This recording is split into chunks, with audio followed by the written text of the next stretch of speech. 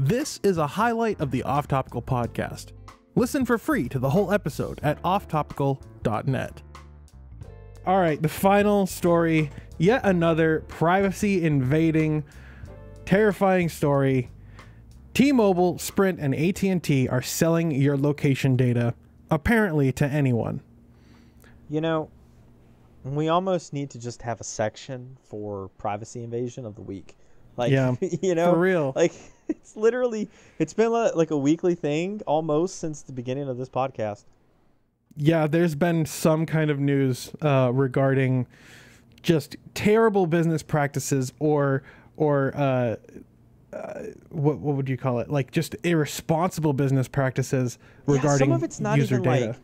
Some of it's not even like intentional or anything. It's just dumb. Yeah. This is intentional though. Oh yeah, this is absolutely intentional. So the story goes that a motherboard reporter gave a bounty hunter a cell phone number and $300. The bounty hunter was able to use the phone number and some of that money, and when I say some, I mean like a tiny fraction of it, to buy location data from a company called Microbuilt. This is insane to me. Microbuilt gets their information from, quote, a complex supply chain that shares some American cell phone users' most sensitive data. I like how it says some. Yeah. Well, you know, to be frank, T-Mobile, Sprint, and AT&T are pretty small compared to like Verizon and in terms of customer base. However, at least in my area, I don't know what it is in like real like American areas. They're all of them are national companies with 20, 30 plus million customers. So right. They're not that small. All I know is in my neck of the woods, you can't get AT&T, T-Mobile, or Sprint because it's like they don't have any network here. But that's neither here nor there. Yeah, they just don't want to come to your area because there's just not enough money to be worth it. Right. You can literally only get Verizon or US Cellular here. You can't get anything else, and it sucks. Yeah, that's the problem with living areas like you do. Yeah, but I love it. I love living here. Yeah, it's true. When Sprint bought my telephone company, yeah, which was super, by the way, it wasn't even remotely great. I hated it, but whatever, it is what it is. When they bought my mobile company, I filled out a form and literally sent it to them, exempting me from this. Really? I'm pretty glad right now that I did. Exempting you from what exactly? They're not allowed to sell my information.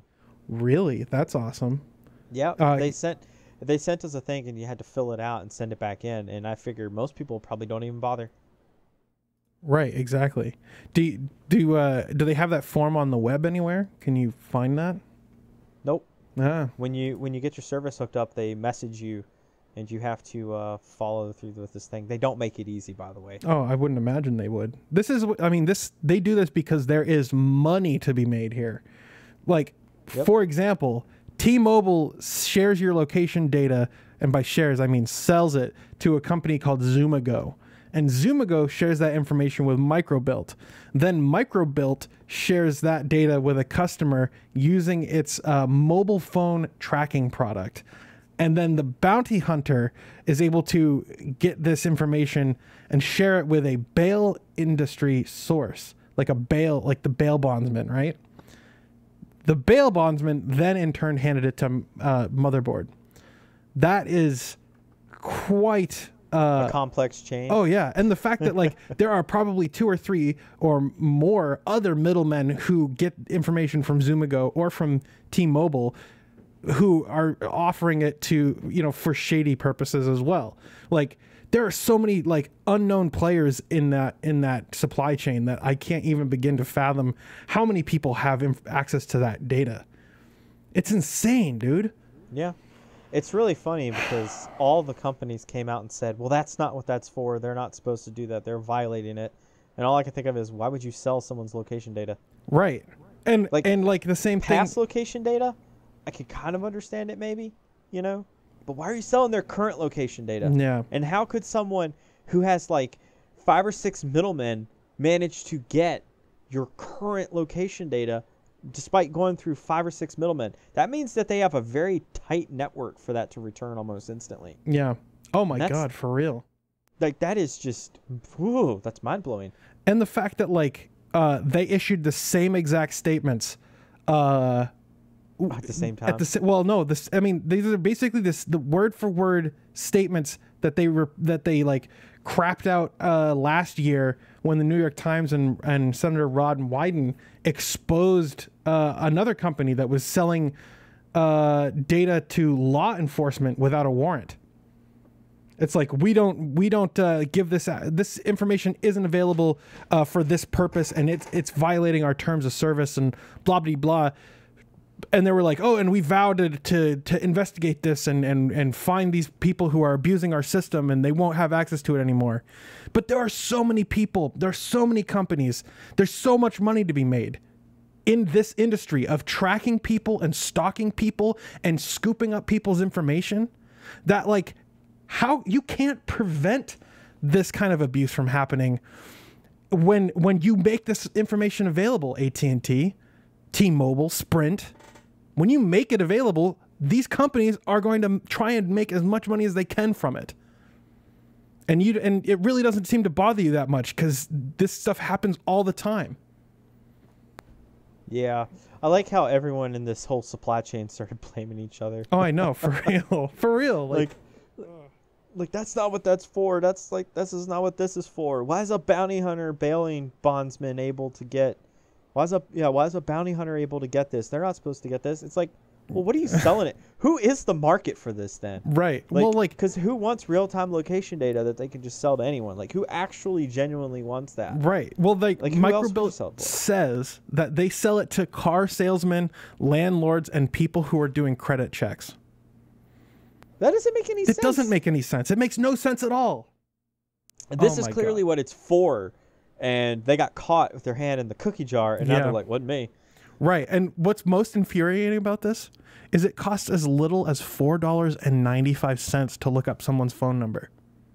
Yep. Oh, haven't you seen those websites online where you can look up people's phone numbers? You ever done them before? Dude, it's super cheap. It's insane, man. I have not done that. That's creepy as fuck. Yeah, you can get some good information off of it. It's creepy. Dude, I don't know. And it's not illegal. No. So they're just going to keep on doing it. But see, right now, it's bad optics, you know? Yeah.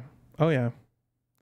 But you know what, though? Like, bad optics doesn't matter because, like, these companies are going to keep doing this because they make money from it.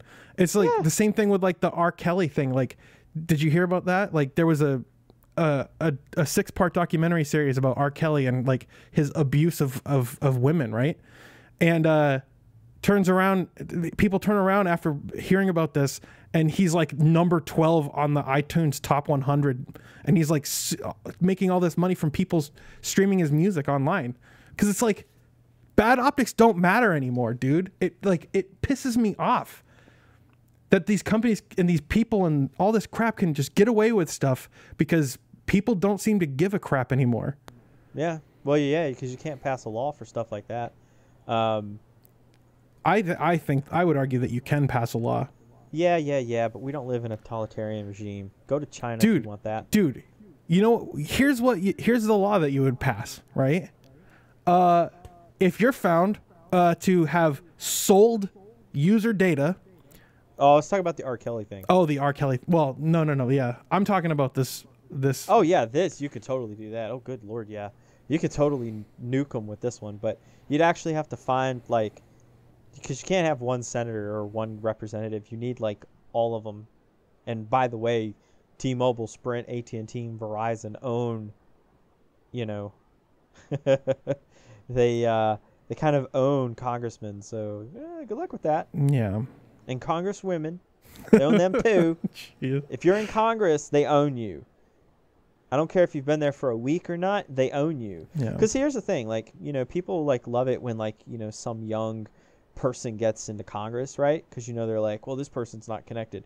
Well, either they have to get connected and dirty themselves, or they just become, like, a waste of space. Like, they're just there for a seat. That's it. Mm-hmm. Because, you know, regardless of how you feel on the political spectrum, They work together, and they're very good at convincing everyone otherwise. But they work together, and they will not play ball with anyone who's not on, quote unquote, their side. Yeah, and that's kind of disgusting. Part of the reason why we can't have sensible laws that would actually. Oh, they don't even need a law. Honestly, in fairness, the FCC should be able to do this on their own. Right. But, I mean... They have domain over it anyway. Yeah, they do. But the problem is, like, that there's a freaking former lobbyist in there as the head of the... Well, even when there wasn't a former lobbyist in the head of there, they didn't do anything about it. Who was the one that wasn't a former lobbyist? The one from before during the Obama administration wasn't a lobbyist, was he? The last half of the Obama administration had a former Verizon lobbyist. Oh, so they replaced the Verizon lobbyist with a Comcast lobbyist. Gotcha. Yeah. Okay, whatever. See what I mean? Dude, it's so disgusting. Here's what I think they should do. Companies that continue to sell user data like this, they won't stop until there's real financial repercussions for them so that there's a risk involved in selling out their users. And so really what should happen is that we need a very basic law that says, hey, if you're found to do this like 2 or 3 times in a row, we're going to like sue you into oblivion, or we're going to like fine you into oblivion, and your company won't exist anymore. Well, what you do is you make a law, and the fine is 10% of your previous fiscal year's revenue, not profit, revenue. Ooh, revenue. Most companies don't make any profit, quote unquote. Right. I mean, a lot do, but a lot strive hard not to. Right. Because you want to constantly spend your money so you don't pay taxes. Exactly. Dude, if you attack their revenue, like think about let's just see what AT&T's revenue. Like, let's just say it was 10%. Yeah. Let's see, because it's usually pretty public. The fiscal year of revenue for AT&T was $190.546 billion. So that would be $11 billion fine. Yeah, if it was like a 10% fine, it'd be $19 billion. Yeah. That would be amazing. Yeah, that would actually get them off their ass, because their net income was only like $30 billion. So that would actually get them off their ass and be like, yeah, we're not going to do this anymore. This isn't worth it. Even if it was a 1% revenue fine, like that would be insanely expensive. I don't know, 10%. Screw that. Well, 10%. I mean, yeah, exactly. Make it hurt. Yeah, make it hurt. Exactly. These companies really need to start respecting user privacy, their customers' privacy, and if they don't, and I mean the problem is that we don't have a good option for companies that actually respect your privacy. That's another problem. It's like it's a race to the bottom. Like, who can make the most money mining user data? Yep. I mean, it's coming to an end sooner or later. I hope so, my friend. It's going to come to an end. But an interesting tidbit about one reason why there's a reason I said specifically 10% of their revenue. I'm sure you're aware of this, and I'm sure all the European viewers here are aware of this. In the European Union, if you sell like a cell phone, for example, like a smartphone, I don't know if it covers everything, but I do know it covers smartphones. There's a reason that they all use USB-C, and it's because they passed a law that says it. Apple doesn't. Apple just pays the max fine every single year to keep their proprietary adapter for their phones. No shit. Yeah. They literally factored in the fine as a cost of doing business. Dude, that kind of pisses me off too. When, like, the other day I was at my friend's house, right? And his dad's like, his dad has had a few drinks, so he doesn't want to drive. So he goes, what happens if I leave my car parked on the street overnight? And his son goes, oh yeah, you pay $10. It's no problem. It is a problem because here in Maine, it snows a lot. And if you leave your car parked on the side of the street when it's snowing, then they can't plow out the parking lot. And you inconvenience everyone. The people that work for the city, the people who need to park there the next day and they can't because the snow hasn't been cleaned out. It's like, it's not a $10 fee to park overnight during the winter, it's a fine. You should oh dude, you should be taxed, you should be fined 10% the value of your vehicle if you park somewhere overnight. You've had experience with this. Dude, it's the same thing. It's like you can't think of like laws as like minor inconveniences. We have laws for a reason. Like usually if a law is good and it's worthwhile, then it's there for a reason. Yeah, it's just most laws are frivolous and just controlling just to be controlling. I can't say most laws. I think many laws are frivolous, but we really do need laws to have a society. I know we can agree on that. Oh yeah, of course we can. I just think a lot of laws are frivolous. A lot of them are, but not most. But the thing is like instead of a fixed monetary value of like say 20 million euros or 50 million euros or $100 million, screw that. Make it a percentage of their revenue. Yeah. Because then they have to decide how much money they're willing to make. Right. Because there's no way they'll be able to charge enough money for the location data to actually make money. Because that's why Apple does what they do. They still make enough money for it to be worth it. Yeah. I mean, until that is proven different, they're going to continue to use it. Right. It's so disgusting. It's very disgusting. And the fact that they just sell people's location data. I understand selling everything else. I don't agree with it, but I get why you do it.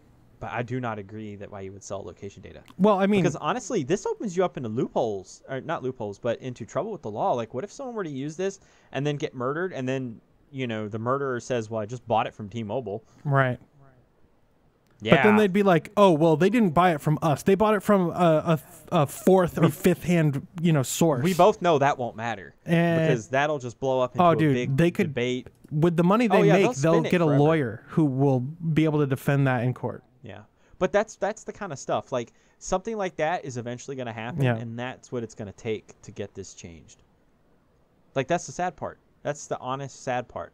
And furthermore, they claim like all these companies are like not supposed to have it and stuff, and they claim it's for credit checks and various other stuff. And all I can think of is what good does that do for anything? Like, what does your landlord need to know where you are? You're standing in front of them probably when they're doing the check anyway. Yeah. It's like, ugh. It's like what? I don't know. So yeah, it's pretty bad. It's really bad. I want to know what you guys think out there listening to this.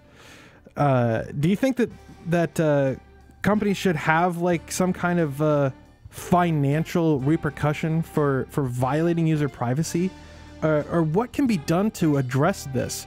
Let us know in the comments or in the show notes, show@offtopical.net.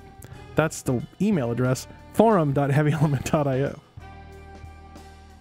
What you just heard is a highlight from the Off Topical podcast. Listen to the full episode for free over at offtopical.net.